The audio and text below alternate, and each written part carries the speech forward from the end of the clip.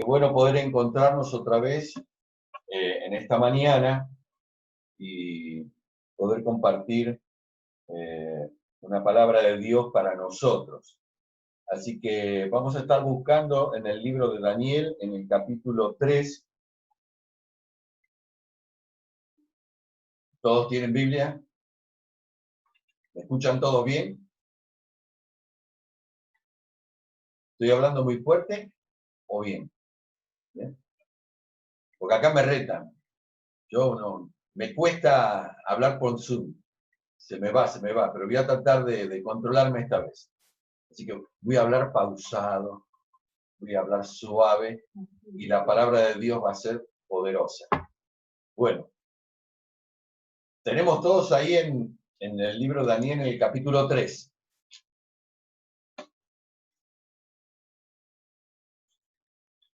Esta es una historia verídica, real. No es una parábola, no es una fábula,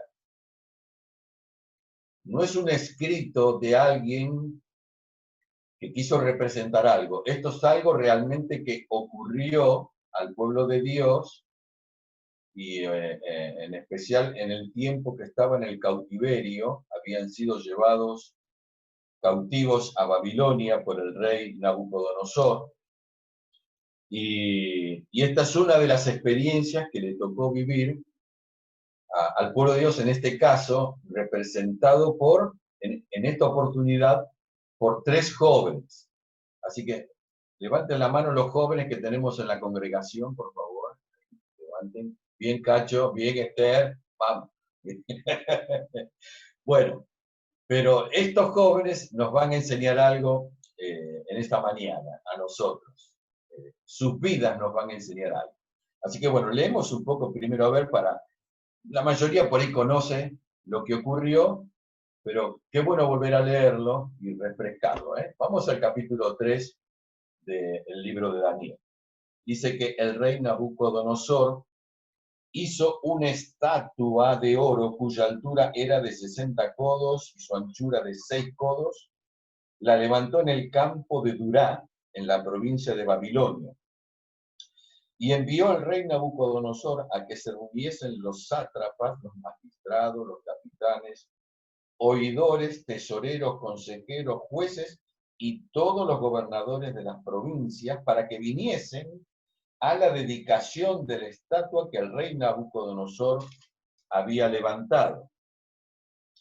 Fueron pues reunidos los sátrapas, los magistrados, los capitanes, los oidores, los tesoreros, los consejeros, los jueces y todos los gobernadores de las provincias a la dedicación de la estatua que el rey Nabucodonosor había levantado.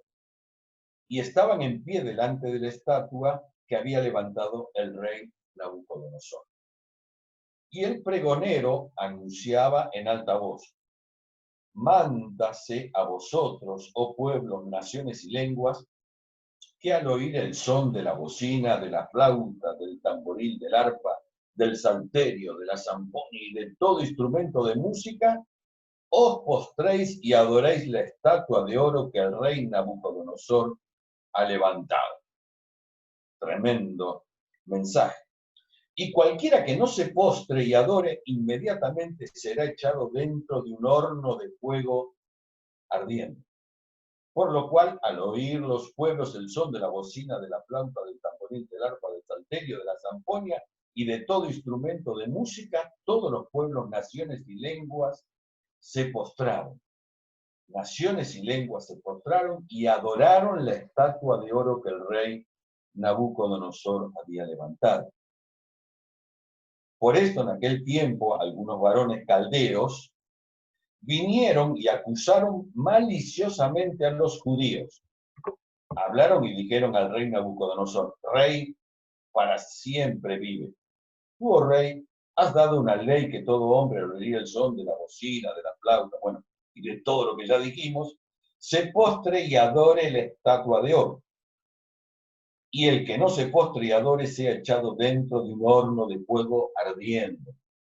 Hay unos varones judíos, los cuales pusiste sobre los negocios de la provincia de Babilonia, un tal Sadrac, Mesac y Abednego, estos varones, oh rey, no te han respetado, no adoran tus dioses, ni adoran la estatua de oro que has levantado.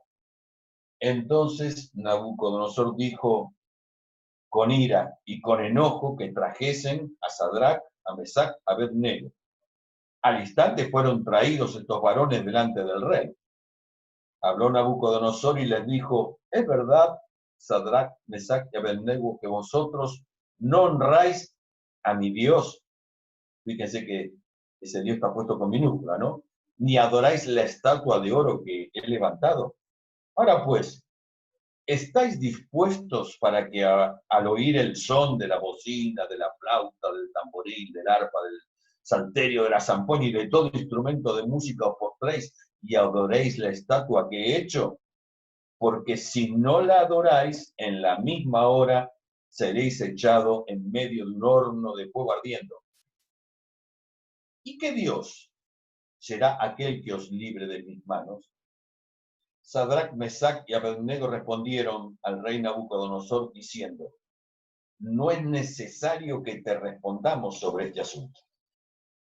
He aquí nuestro Dios, a quien servimos, puede librarnos del horno de fuego ardiendo y de tu mano, rey, nos librará.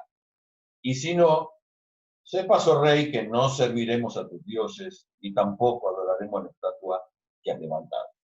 Entonces Nabucodonosor se llenó de ira y se demudó el aspecto de su rostro contra Sadrac, Mesac y Abednego y ordenó que el horno se calentara 7 veces más de lo acostumbrado. Y mandó a hombres muy vigorosos que tenía en su ejército que atasen a Sadrac, a Mesac y a Abednego para echarlos en el horno de fuego ardiendo. Entonces estos varones fueron atados con sus mantos, sus calzas, sus turbantes y sus vestidos y fueron echados dentro del horno de fuego ardiendo. Y como la orden del rey era apremiante y lo habían calentado mucho, la llama del fuego mató a aquellos que habían alzado a Sadrac, a Mesac y a Abednego. Y estos 3 varones, Sadrac, Mesac y Abednego, cayeron atados dentro del horno de fuego ardiente. Entonces el rey Nabucodonosor se espantó y se levantó apresuradamente y dijo a los de su consejo, ¿no echaron a 3 varones atados dentro del fuego? Ellos respondieron al rey, es verdad, oh rey. Y él dijo, he aquí yo veo 4 varones sueltos que se pasean en medio del fuego sin sufrir ningún daño. Y el aspecto del cuarto es semejante a hijo de los dioses. Entonces Nabucodonosor se acercó a la puerta del horno de fuego ardiente y dijo, Sadrac, Mesac, Abednego, siervos del Dios Altísimo, salid y venid. Entonces Sadrac, Mesac y Abednego salieron de en medio del fuego y se juntaron los sátrapas, los gobernadores de los capitanes y los consejeros del rey para mirar a estos varones. Cómo el fuego no había tenido poder alguno sobre sus cuerpos, ni aún el cabello de sus cabezas se había quemado. Sus ropas estaban intactas y ni siquiera olor de fuego tenían. Entonces Nabucodonosor dijo, bendito sea el Dios de ellos, de Sadrac, de Mesac y de Abednego, que envió su ángel y libró a sus siervos que confiaron en él y que no cumplieron el edicto del rey y entregaron sus cuerpos antes que servir y adorar a otro Dios que su Dios. Por lo tanto, decreto que todo pueblo, nación o lengua que dijere blasfemia contra el Dios de Sadrac, Mesac y Abednego sea descuartizado y su casa convertida en muladar, por cuanto no hay Dios que pueda librar como este. Entonces el rey engrandeció a Sadrac, a Mesac y a Abednego en la provincia de Babilonia. Bueno, pienso que seguramente la mayoría había escuchado o leído, la gran mayoría. Algunos tal vez no habían leído este pasaje, esta porción de la Biblia, ¿no? Pero esta es una historia, como digo yo, muy interesante, y no solo interesante, sino, así me pueden ver un poquito mejor, sino impactante, porque acá están 3 jóvenes con estos nombres tan particulares, Sadrach, Mesach y Abednego, estaban enfrentando lo que yo llamo una prueba de fuego. Una prueba de fuego para sus vidas. Y no metafóricamente hablando, porque en realidad conté que esta es una historia genuina, verdadera, real, de lo que les ocurrió, no es algo figurado, sino que ellos tuvieron que enfrentar y de tomar su decisión en cuanto a adorar la imagen que había levantado el rey Nabucodonosor o ser echados literalmente al horno de fuego. Qué situación tan difícil que les tocó enfrentar a estos muchachos. No estaban en el mejor marco porque recuerden que ellos estaban bajo cautiverio. O sea, no era la mejor situación como para tomar una decisión de carácter más simple, sencillo, fácil. Estaban en una situación muy comprometida porque sus vidas dependían de lo que el rey decidiera. Para eso estaban en cautiverio. Habían sido llevados desde Judá hacia Babilonia. Yo me preguntaba qué decisión tomaríamos nosotros en una circunstancia similar. Pero me gustaría que primero consideráramos tener en claro y habláramos un poquitito para que conociéramos quiénes eran estos tres jóvenes. En el principio del libro de Daniel, en el capítulo 1, que dice que una vez que en el año tercero del reinado de Joacín, el rey de Judá, Nabucodonosor, sitió la ciudad de Jerusalén y por supuesto la tomó y llevó cautivos a todos los que estaban allí. Entre los que llevó cautivos, dice que había llevado a estos muchachos y también está Daniel. Pero en este caso estamos hablando de estos tres muchachos. Y dice que el rey Aspenaz, jefe de sus eunucos, le pidió que trajese de los hijos de Israel, del linaje real de los príncipes, muchachos en quienes no hubiera tacha alguna, de buen parecer, enseñados en toda sabiduría, sabios en ciencia y de buen entendimiento, e idóneos para estar en el palacio del rey, y que les enseñase las letras y la lengua de los caldeos. Y señaló el rey ración para cada día de la provisión de la comida que el rey comía y bebía, ¿no? De tal manera que los criase 3 años para que al fin de ese tiempo los pudieran presentar ante el rey y él quería ver cómo estaban. 3 años preparándolos, enseñándoles las letras y la lengua de los caldeos. Y dice que entre estos estaban Daniel, Ananías, Misael y Azarías de los hijos de Judá. Bueno, Nabucodonosor tomó otra decisión. No solo pidió que tomaran muchachos, que eran más que estos 4, eran más, pero dice, entre ellos estaban Daniel, Misael, Ananías y Azarías. Pero también Nabucodonosor le pidió al jefe de los eunucos que les cambiara los nombres. Así que estos nombres que ellos tenían, que eran sus nombres originales, con los que al nacer les habían puesto sus padres, ahora que habían sido llevados en cautiverio, no solo le iban a enseñar las letras y las ciencias del país que los había sojuzgado y los llevaba en cautiverio, sino que le cambiaban los nombres. Así que le puso estos nombres, dice el versículo 7 del capítulo 1. Le puso a Daniel Beltsasar, a Ananías le puso Sadrach, a Misael le puso Mesac y a Azarías le puso Abednego. Es interesante que nosotros podamos notar ahora o considerar que los nombres hebreos de estos jóvenes tenían significados muy impactantes. Recuerden que para el pueblo de Israel era muy importante el nombre, porque el nombre iba a tener significado sobre la persona que había nacido. Entonces, Ananías, el primer nombre que tenía el joven cuando vino desde Judá, significaba Dios es piadoso. Misael significaba ¿quién como Dios? Y Azarías significaba Jehová ha ayudado. Pero el rey Nabucodonosor lo primero que hizo fue tratar de cambiarles la personalidad, porque los nombres tenían una fuerte esencia de la personalidad que habrían de tener. Y Nabucodonosor quiso cambiarles las personalidades, cambiándoles los nombres, colocándoles nombres paganos. Entonces, a Sadrach, a Ananías le puso Sadrach, que significaba siervo de Sin, que quería decir Dios de la luna. Ahora que estamos aprendiendo francés, diría Dios de la lune.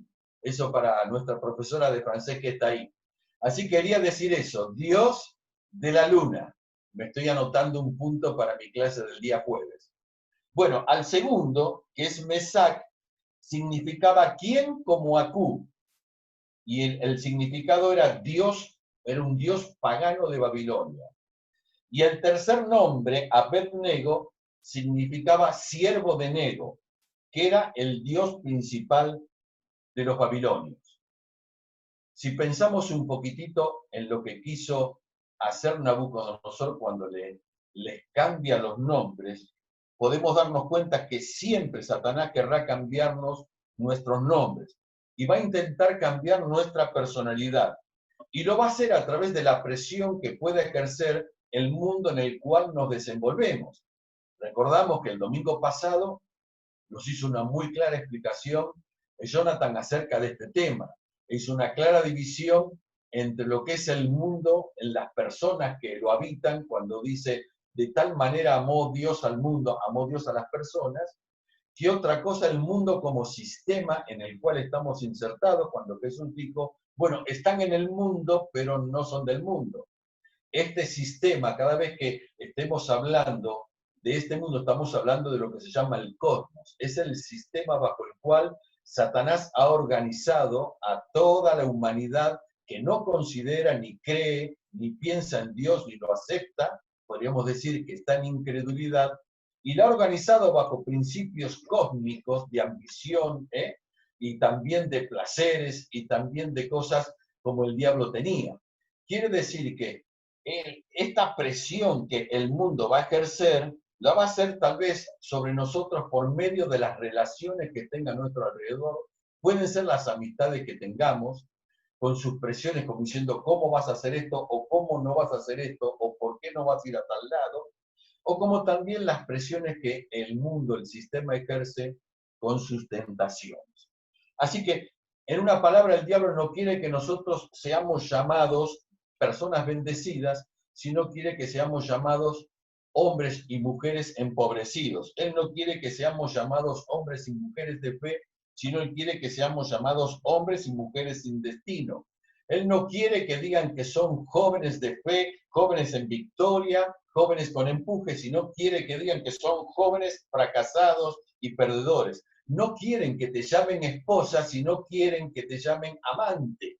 No quieren que te llamen servidor, sino quieren que te llamen esclavo de un vicio. Siempre el sistema manejado por el diablo va a querer cambiar tu personalidad y cambiarte tu nombre. Todos los días vamos a estar bajo una presión de fuego. Todos los días el diablo intentará colocarnos en un horno de fuego. Satanás, por medio de Nabucodonosor, quería que estos jóvenes del pueblo, como hemos leído recién en el libro de Daniel y en el capítulo 3, se doblegaran frente a la imagen para rendir culto. Pero dice que estos jóvenes no quisieron hacerlo.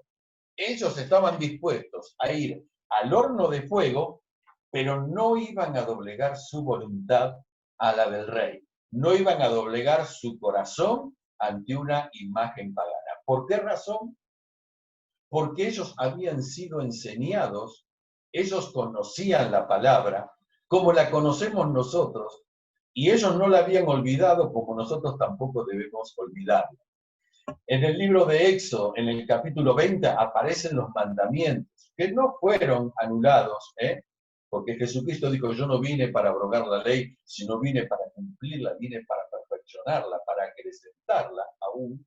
Entonces, en los mandamientos, en los primeros mandamientos, entre las cosas que decían eran, no tendrás dioses, también con D minúscula, no te harás imágenes, ni ninguna semejante de ellas, no te inclinarás ante ellas, ni las honrarás.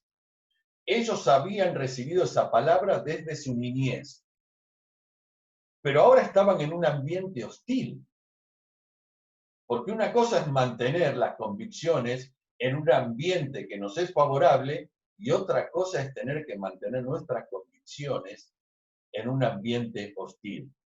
Así que yo quisiera que nosotros podamos ver a través de esta palabra de que nos da el capítulo 3, cómo nosotros podemos ser cristianos también a prueba de fuego. Porque estos fueron hombres a prueba de fuego. Y como dije antes, no fue en sentido figurado, sino verdaderamente literal. La amenaza estaba ahí. O se inclinan y adoran, o ustedes van a ser arrojados adentro de ese horno de fuego y lo que les espera es una muerte atroz. ¿Cómo nosotros podremos mantenernos firmes para nuestro Dios y no doblegar nuestro corazón ni nuestra voluntad a pesar de la presión del sistema en el cual estamos? Porque Jesús dijo así: ustedes están en el mundo, están dentro de este sistema donde se mueven cuando van a estudiar, cuando van a trabajar, cuando van a hacer deporte, cuando practican alguna otra disciplina que les produzca algo que les trae alegría. Están dentro de ese sistema, pero ustedes no son de ese sistema. Ustedes tienen otra mente, porque ahora ustedes tienen, como venimos aprendiendo, ustedes tienen la mente de Cristo. Así que yo quiero mencionar algunas cosas que tal vez, viendo la imagen y cómo reaccionaron estos muchachos, nos podrán ayudar a nosotros también a sostenernos en medio del horno de fuego en el que tengamos que ser metidos en algún momento. Lo primero es que un cristiano que es a prueba de fuego no va a vivir de decisiones, sino que va a vivir por prioridades. Fíjense el versículo 15 y 16 del capítulo 3. Son algunos versículos nada más que vamos a resaltar en esta mañana. Pero yo quiero que les quede bien esta consigna, ¿no? Un cristiano a prueba de fuego, un cristiano aunque lo metan adentro del horno de fuego, un cristiano aunque tenga que vivir una prueba que es como fuego que arde, no va a vivir de decisiones sino por prioridades. Dice en el versículo 15, los hizo citar, los hizo traer. Fíjense que esos sátrapas que estaban ahí, caldeos que acusaron, eran unos envidiosos, porque en el capítulo 2, después ustedes lo pueden leer, como Daniel reveló un sueño que nadie podía revelar, ni los sabios que había en toda Caldea y en Babilonia, eh, eh, Daniel fue puesto en autoridad. Y no solo Daniel fue puesto en autoridad, sino que estos tres muchachos, a pedido de Daniel, también habían sido puestos en autoridad para manejar los negocios de la provincia de Babilonia. Se ve que había una cuestión de celos y de envidia y los estaban espiando, podríamos decir de esta manera, porque dice que los acusaron y cuando el rey se enojó y dijo, tráiganlos, pareciera que ya tenían ahí el Jehová, porque inmediatamente los agarraron, los trajeron y se los presentaron. Acá están. Entonces, Nabucodonosor, en el versículo 15, es como que le da una oportunidad más. Dice, ¿están dispuestos ahora, como última oportunidad, cuando escuchen todo el sonido de la música, a postrarse y adorar a la imagen? O si no, dice, van a ser echados en el fuego de este horno ardiendo. Y dice, ¿y qué Dios será aquel que os libre de mis manos? Yo miro el versículo 16 y digo, ¿qué respuesta más impactante la que ellos le dieron? Porque no argumentaron nada. Ellos le dijeron exactamente y precisamente y escuetamente la frase siguiente: no es necesario que te respondamos sobre este asunto. No tenemos que argumentar, no tenemos nada que pedir, no tenemos nada que solicitar, no tenemos ningún otro recurso que buscar. Es decir, no tenemos nada que decidir porque en nuestra vida Dios está primero. Eso era lo que estaban diciendo ellos. Dios ocupa el primer lugar. Él es el único Dios. No tenemos ningún otro que servir. No tenemos a otro que doblegarnos. No tenemos ante otro que postrarnos. por más importante que sea, por más grande, por más poderoso, o por más que nos pueda favorecer, que en este caso no era así, nada tenemos que hacer porque la prioridad en nuestra vida es Dios. ¿Saben, Satanás cuántas veces a través del sistema pone a los cristianos en una encrucijada? Yo me recordaba de una historia que me contó Jorge Carmona, así que ahora él me está prestando más atención y dice, ¿qué será lo que dije? Pero me hizo pensar en esto. ¿Saben cuántas veces el diablo pone en encrucijada a los creyentes?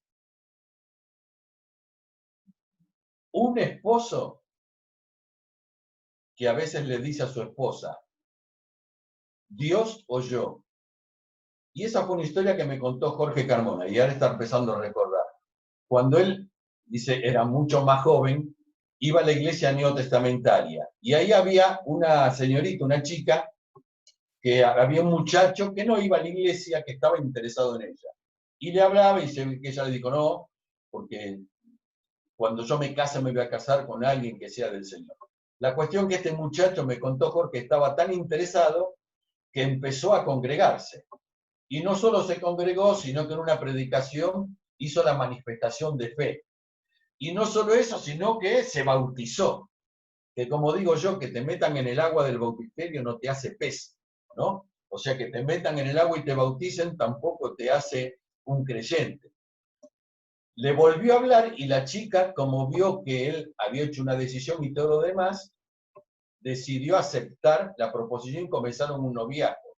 El noviazgo avanzó y se casaron. Y Jorge me dijo que se casaron, fueron a luna de miel y cuando volvieron, él le dijo, a partir de hoy, tu Dios soy yo. Fue así, Jorge. La historia recuerdo que él me la contó bien. ¿Saben cuántas veces el enemigo pone en una encrucijada a los cristianos de esa manera? O una esposa que le dice al marido, tu Dios o tu iglesia o yo. Yo lo conocí cuando estábamos en Alsina, estuvimos prácticamente casi 2 años trabajando allí, se convirtió un hombre. Y este hombre venía él solo, las reuniones eran a la tarde. Y hubo un momento en que Jorge dijo, Carlos quisiera que pongamos escuela dominical, así que pusimos escuela dominical 1 hora antes del culto.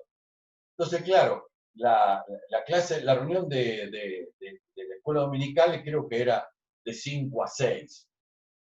Y después venía la reunión. Y cada ahí en esos tiempos la reunión era más extensa, se cantaba mucho. Y después de la reunión, él, como fue creciendo, entró a trabajar en tesorería. Claro, para llegar a las 5 se iría a 4:30 de la casa, y cuando volvía eran como las 10 de la noche. Y se ve que la mujer lo puso en una encrucijada y le dijo, la iglesia o yo. Fue un tiempo muy duro. Hace unos cuantos años, pasaron años ya, ¿no? Pero hará 5 o 6 años, creo que en una reunión especial que se hacía, me pareció que en la iglesia de Lanús, no, en la iglesia de Adrogué fue, en la iglesia de Adrogué, lo veo él ahí. Cuando lo voy a saludar, me presenta y me dice, mi esposa, ella también se convirtió. Pero en aquel tiempo, él estuvo en la encrucijada de ser metido en el horno de fuego cuando la mujer le dijo, o la iglesia o yo.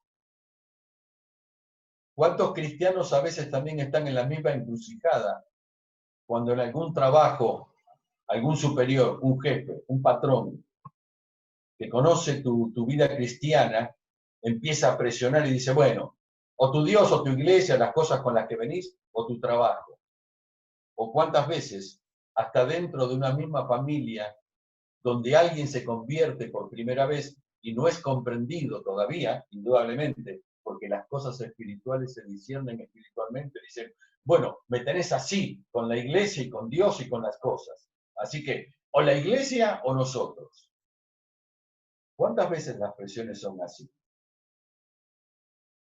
Miren, estaba recordando, y hoy fui a buscar, para tener un poco más de historia, hay 2 películas, pero bueno, voy a mencionar una. La otra nos las hizo ver Carlitos hará, no sé, unos cuantos meses, un domingo que volvimos del culto, estaba María en casa también, nos puso una película que, sí, nos lloramos todos, era el almuerzo, no sé, comíamos y llorábamos, una película impresionante para ver, yo les puedo después, Carlitos le dicen que le dé el nombre y la buscan, es una vida, es también, es una historia real de un americano, un estadounidense, ¿eh? Que era un enfermero y en la guerra él se inscribió para estar en el ejército, pero cuando le dicen que tenía que portar armas, él dijo que no iba a portar armas. Y él puso la objeción de conciencia. Lo volvieron loco en la película. Las cosas que le hacen, tremendo las cosas que le hacen, ¿eh? Pero al final van a la guerra. Y no les cuento qué pasa después, porque si no dirían que les voy a spoilear la película. ¿Está bien? Pero ahí lo dejé. Y la otra película es Carroza de Fuego. ¿Quiénes vieron Carroza de Fuego? Los que no la vieron, véanla. Es espectacular. Espectacular. También. Es la historia real de dos atletas británicos. Uno tiene una descendencia judía y el otro es hijo de un misionero escocés. Y este misionero está en China. Él nace en China, pero vuelve para estudiar y se desarrolla en lo que tiene que ver con el atletismo. Es otra película para ver cómo ese hombre está metido en el horno de fuego cuando va a las Olimpiadas en 1924 en París y a las decisiones que se ve enfrentado a tomar. Buena película para ver y para aprender. Pero muchas veces el diablo pone a los cristianos también en una encrucijada. ¿Qué decidimos? Miren, seguir a Cristo no se trata de una decisión, sino de una prioridad. En las cosas simples de todos los días. Ir el domingo a los cultos, o como ahora, conectarse para participar del culto, no es una decisión, es una prioridad. Es decir, para mi vida no hay nada más trascendente, no hay nada más importante, no hay nada que le pueda producir mejor gozo, anhelo y la haga desarrollar más que estar conectado con Dios y con la iglesia, el cuerpo de Cristo, el domingo, el día que es el día de descanso. Ir a los cultos de la semana o conectarnos en los cultos de la semana no es pensar por prioridades, por decisiones, sino prioridades. Miren, la prioridad para un cristiano está conectada con su corazón y con lo que pasa con su corazón. Porque tiene que ver no solo a quién ama, no solo a qué ama, sino a quién ama más. Y el Señor Jesucristo, en una oportunidad, y yo quiero que leamos un versículo interesante, o unos versículos pocos, en el Evangelio de Mateo, en el capítulo 22, el Señor Jesús había estado enseñándoles y golpeando a los saduceos acerca de la doctrina de la resurrección. Pero dice que los fariseos, oyendo que había hecho callar a los saduceos, capítulo 22, versículos 34, se juntaron a una y uno de ellos, intérprete de la ley, preguntó para tentarle diciendo, Maestro, ¿cuál es el gran mandamiento en la ley? Y Jesús le dijo así, amarás al Señor tu Dios con todo tu corazón, con toda tu alma y con toda tu mente. Este es el primero y grande mandamiento. Y el segundo es semejante. Amarás a tu prójimo como a ti mismo. De estos dos mandamientos depende toda la ley y los profetas. Quiere decir que él estaba diciendo, no hay otra prioridad para un hijo de Dios que amar a Dios y ponerlo en primer lugar.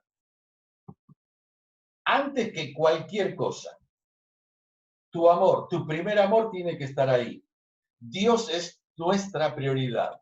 Y Jesucristo, cuando cierra el Sermón del Monte, justamente dice así: mas buscad primeramente el reino de Dios y su justicia, y todas estas cosas les van a ser añadidas. Un cristiano a prueba de fuego no vive de decisiones, sino vive de prioridades. Algo más que nos enseñan estos muchachos es que un cristiano a prueba de fuego es una persona de fe firme.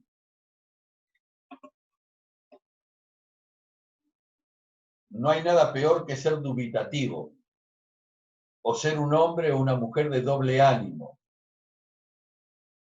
porque es el que hoy está allá y mañana está por abajo. Hoy levanta las manos al cielo y levanta a Dios y mañana se da vuelta y protesta contra su Salvador, contra su Redentor, contra su Creador. Los tres jóvenes estaban seguros que Dios los iba a ayudar. Versículo 17 dice: he aquí nuestro Dios a quien servimos. Le están diciendo, nuestra prioridad es servir a Dios. Aunque estamos cautivos acá y aunque vos sos el rey y si querés nos podés matar, nosotros no estamos para servirte a vos. Nosotros servimos a nuestro Dios. Dice, puede librarnos del horno de fuego ardiente y de tu mano, oh rey, nos librará. O sea, ahí le están soltando, le están diciendo al rey en la cara, le están declarando, manifestando dónde está colocada su fe. Ellos estaban seguros que Dios los iba a ayudar y que los iba a librar de la mano. Su fe era firme, no solo en Dios, sino en el poder que Dios tenía para hacer esto. Y no solo eso, sino que ellos sabían perfectamente que Dios era capaz de estar presente aunque todos lo abandonaran. Hay un versículo de Isaías que siempre me ha conmovido. Está en el capítulo 49 y el versículo 15 y dice así: ¿se olvidará la mujer de lo que dio a luz para dejar de compadecerse del hijo del vientre? Es una pregunta que hace el profeta Isaías. Él está ahí considerando, ¿no? Está inspirado, pero él considera, ¿es factible, es posible que nosotros podamos creer o lleguemos a ver a una mujer que se pueda olvidar de lo que dio a luz y dejar de compadecerse del hijo de su vientre? Y lo que él pensaba que era como algo irrazonable, impensado, nosotros en este tiempo lo vemos. Porque cuántas veces por la televisión hemos visto ejemplos de el que pasó y escuchó un llanto dentro de un tarro de basura y lo que encontró era un bebé. O sea que lo que presumía Isaías en aquel tiempo, en este tiempo llegó a darse. Pero él cierra diciendo así: bueno, aunque ellos pudieron olvidar, dice Dios, yo no me olvidaré de ti. Lo que estaba queriendo decir, y estos jóvenes sabían, y tenemos que saber nosotros, es que pase lo que pase, tengamos la prueba que tengamos que atravesar, nos metan dentro del horno de fuego calentado 7 veces, parezca que nos olvidaron, que nos dejaron, que nos abandonaron, que nadie nos tiene en cuenta, que nadie se fija en nosotros y que todos se han olvidado de nosotros, Dios dice, yo no me voy a olvidar de vos. Y Satanás, estoy diciendo que los jóvenes estos a prueba de fuego eran hombres a prueba de fuego porque tenían una fe firme, no dubitativa, no dudaban. Santiago dice que el que duda es como la onda del mar que va para aquí y para allá. Ellos estaban en una situación apremiante. Como dije antes, el marco era absolutamente hostil, pero tenían la fe absolutamente clara, bien colocada en el lugar que corresponde y bien firme. Pero Satanás siempre va a tratar de derribar la primera fortaleza de nuestra vida, que ¿saben cuál es? Nuestra fe, de lo que nos habló Jonathan el domingo, cuando él habló del escudo de la fe. Y el diablo lo primero que va a intentar hacer es, justamente, va a tratar de derribar esa fortaleza.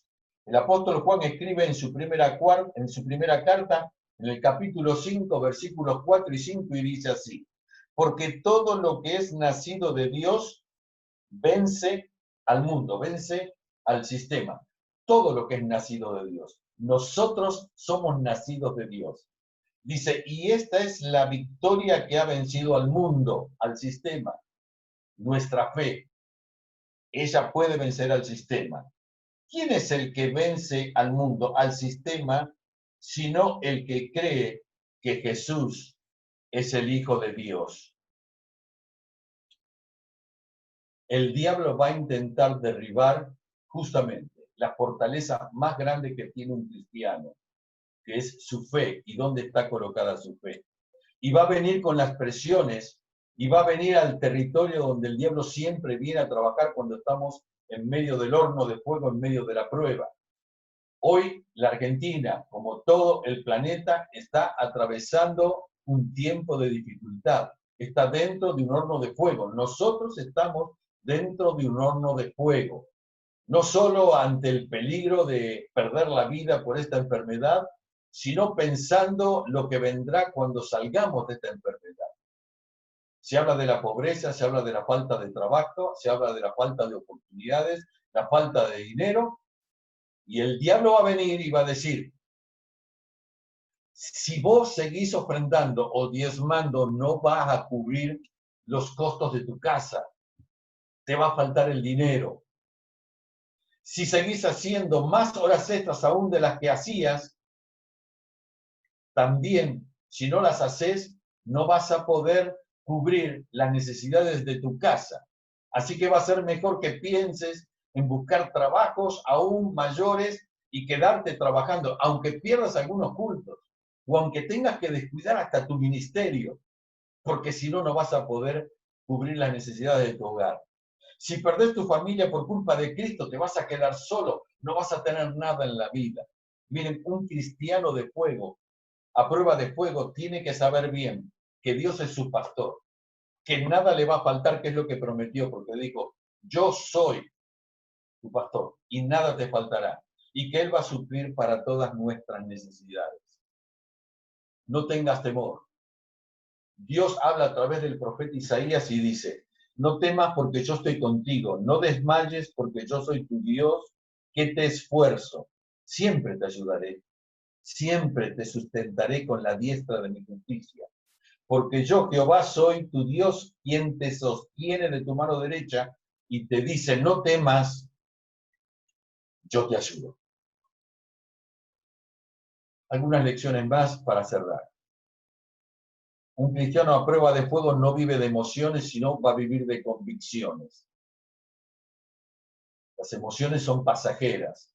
Las emociones tienen que ver a veces con una circunstancia. Pero convicción, la convicción es la seguridad o la certeza que una persona tiene en cuanto a lo que cree o a lo que piensa. Eso es convicción. Nosotros los cristianos tenemos la seguridad y la certeza en el poder de Dios. Tenemos la seguridad y la certeza en la misericordia de Dios y en sus promesas. Por esa razón, como decía el apóstol Pablo, nosotros podemos decir lo mismo. Nosotros sabemos a quién le hemos creído. Pablo decía así, en medio de todos los hornos de fuego donde lo metieron, porque si a Pablo lo metieron en un horno, lo metieron en todos los hornos de fuego. Pero Pablo se paró y dijo, yo sé a quién he creído. Yo sé a quién le creí. Y sé que Él es poderoso para guardar este depósito para aquel día.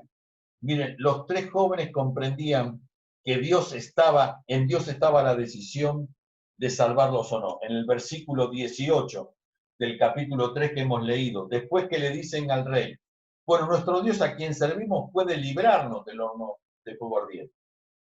Y también nos puede librar de tu mano, oh rey. Nos va a librar. Pero después dice en el 18, y si no, sepas, oh rey, que no serviremos a tus dioses, ni tampoco adoraremos a la estatua que has levantado. Quiere decir que estos jóvenes comprendían que en Dios estaba la decisión de salvarlos o de no salvarlos, pero ellos tenían una fe firme de que Dios los libraría de ir al horno de fuego, pero aunque no los librara, ellos seguirían firmes en su confianza en Dios. En una palabra, lo que ellos estaban diciendo era que aceptaban con gozo inclusive ir a la muerte, pero que no iban a adorar a la estatua que había levantado Nabucodonosor. Mire, no todas las veces es la voluntad de Dios librar a los suyos de los padecimientos físicos o de la muerte. Es una palabra, ¿eh? Porque Esteban era un varón lleno del Espíritu Santo, un varón bueno.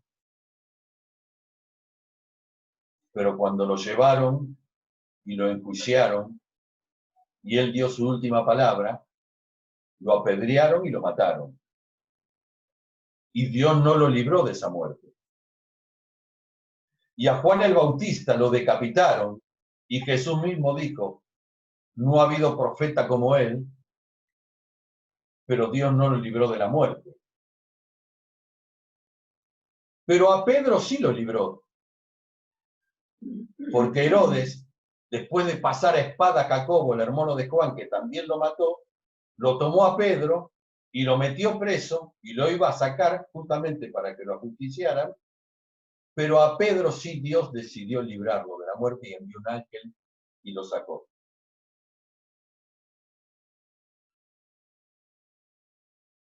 Al leproso que no conocemos el nombre, Jesús lo sanó inmediatamente. Al ciego Bartimeo recuperó la vista. Al que estaba en el estanque de Betesda, que tampoco conocemos el nombre, y ese no andaba tan derecho. 38 años postrado, Jesucristo lo saca de la postración, pero cuando lo encuentra en el templo le dice, mira, no peques más, no sea que te venga algo peor, ¿no? Pero a Pablo no lo sana. Y a Pablo le dice, bástate en mi gracia, porque mi poder se perfecciona en la debilidad. Por eso Job, un hombre que sí estuvo en el horno de fuego, porque cuando llegó el tiempo de la prueba, él lo perdió todo.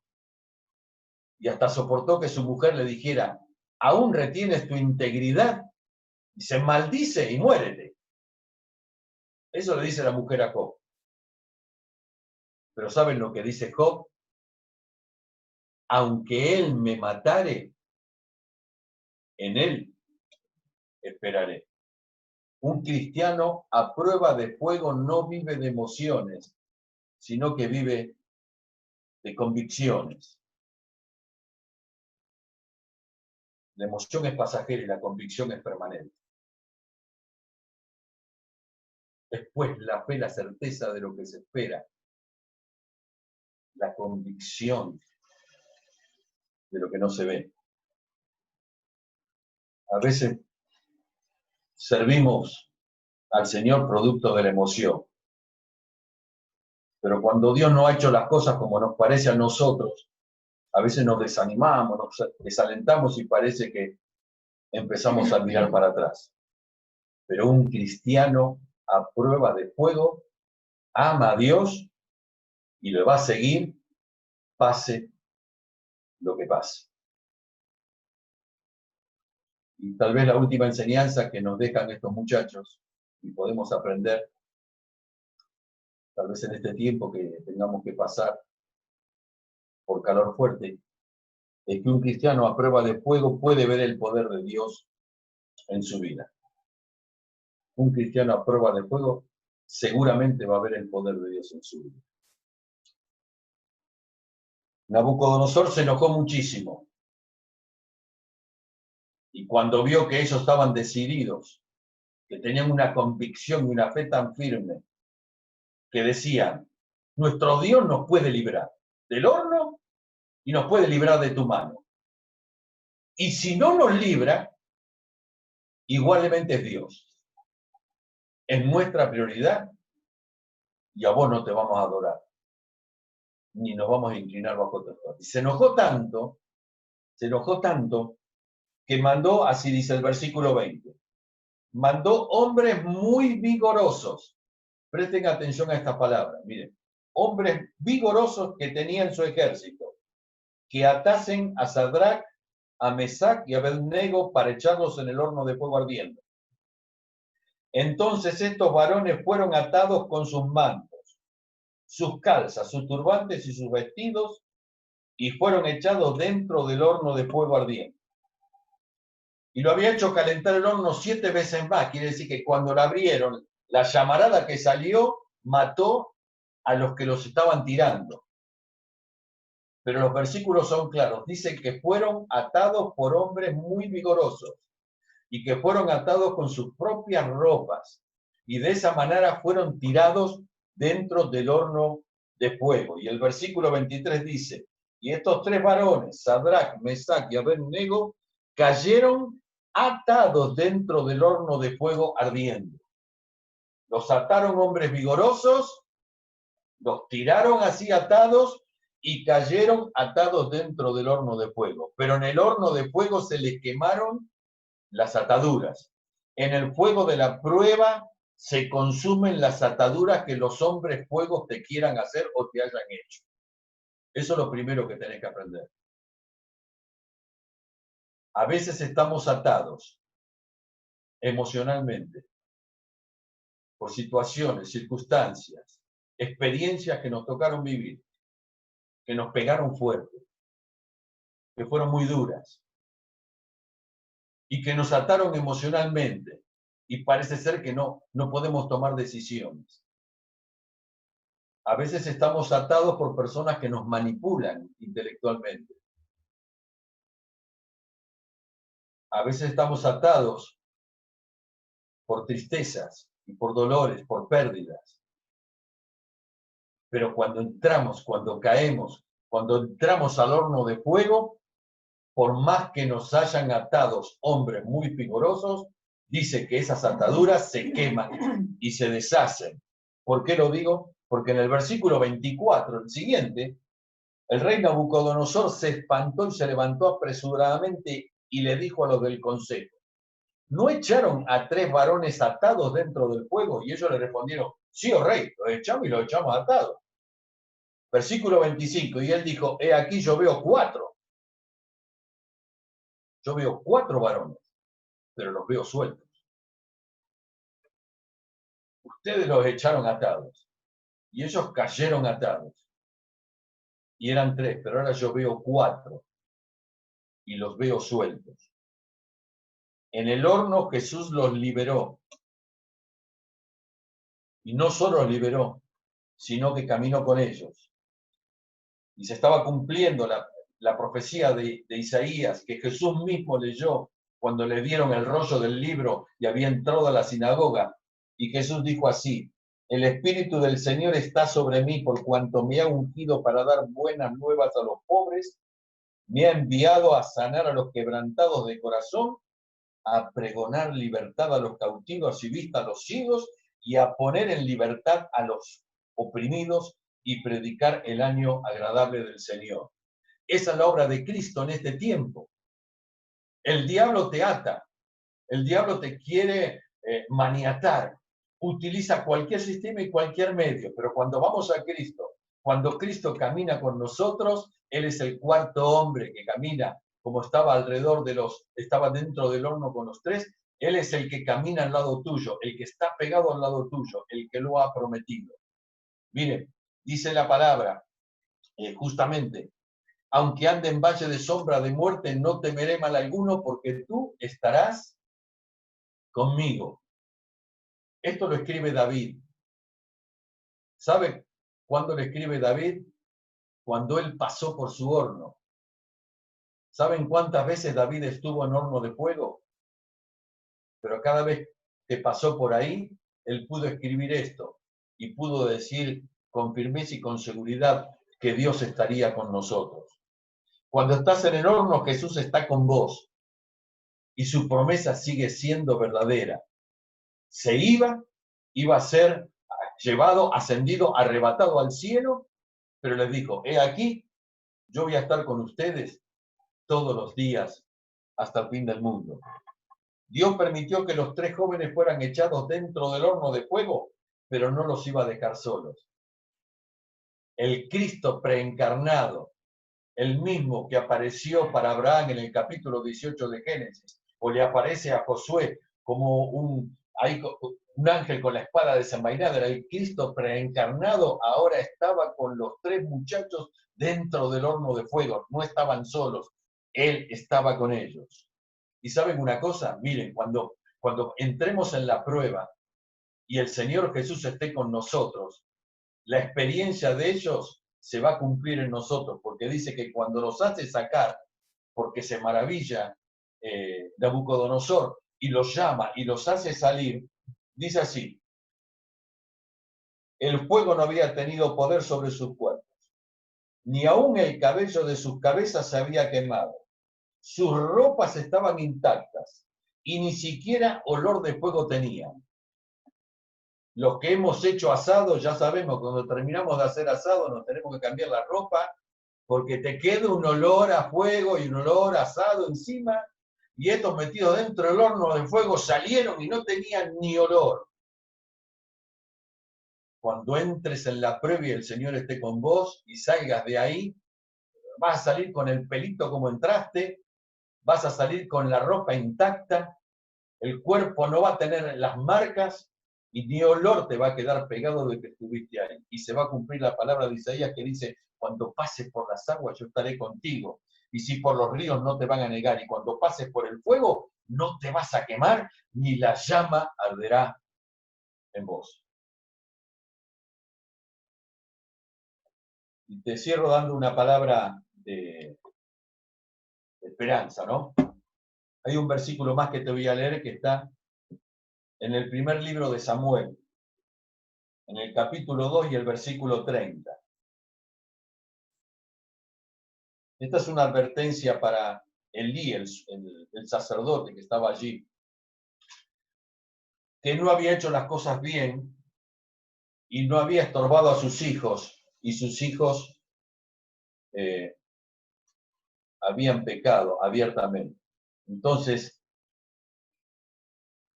viene un profeta y viene una palabra para él. Y cuando le habla, le dice así: yo había dicho que tu casa y la casa de tu padre andarían delante de mí perpetuamente, mas ahora, ha dicho Jehová, Dios dijo, nunca tal yo haga. ¿Por qué razón? Dice, porque yo honraré a los que me honran, y a los que me desprecian serán tenidos en poco. Pero lo que quiero que te quede es lo que dijo Dios. Yo honraré a los que te honran. En una palabra, Dios honra a los que le honran. Dios siempre se va a manifestar a favor de aquellos que pongan en alto su nombre, aquellos que lo honren con las decisiones que tomen, aquellos que ponen en alto su nombre con sus convicciones bien firmes y por delante. A esas personas, a esos hombres, a esas mujeres, a esos jóvenes, a esos niños, Dios los honra. Si mirá la película Carroza de Fuego, va a haber una expresión ahí. En un momento clave de la película,